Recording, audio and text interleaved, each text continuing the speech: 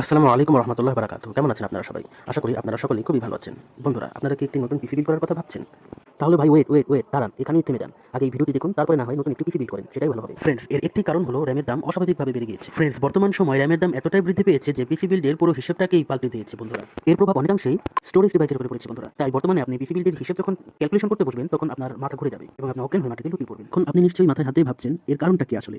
র্যামের দাম হঠাৎ করে বেড়ে গেল কেন? শুনুন ভাই, আমি বলতেছি মূল কারণটা। র্যামের দাম বৃদ্ধি পাওয়ার মূল কারণ হলো আর্টিফিশিয়াল ইন্টেলিজেন্স। হ্যাঁ ভাই, ঠিকই শুনছেন, আর্টিফিশিয়াল ইন্টেলিজেন্সই হলো র্যামের দাম বৃদ্ধি পাওয়ার মূল কারণ। এছাড়াও আরেকটা কারণ রয়েছে, সেটা হচ্ছে এইচবিএম। কেননা বর্তমানে ডিডিআর সিরিজের মেমোরির ব্যবসা থেকে এইচবিএম এর ব্যবসা বেশি লাভজনক। তাই র্যাম ম্যানুফ্যাকচারার কোম্পানিগুলো এইচবিএম বানানোর দিকেই ঝুঁকছে বর্তমানে। এর পাশাপাশি আর্টিফিশিয়াল ইন্টেলিজেন্সের কম্পিউটার সিস্টেম বানানোর জন্য যে ধরনের উপকরণ প্রয়োজন, সেগুলোতেই তারা বেশি মনোযোগী হচ্ছে। এর একটি কারণ, এগুলো থেকে তারা অধিক মুনাফা লাভ করছে। টেকনিক্যালি ব্যাপারটা যদি চিন্তা করেন, তাহলে কিন্তু ব্যাপারটা দোষের না, কারণ লাভ করা তো আর খারাপ না। এখন যাই হোক, গরিবের কথাকেই মাথায় রাখি ভাই। সো ফ্রেন্ডস, আজ এই পর্যন্তই। এতক্ষণ সময় নিয়ে আমাদের র্যামের সম্পর্কে সংক্ষিপ্ত ভিডিওটি দেখার জন্য আপনাকে অসংখ্য ধন্যবাদ। আসসালামু আলাইকুম রহমতুল্লাহ বারাকাতুহু।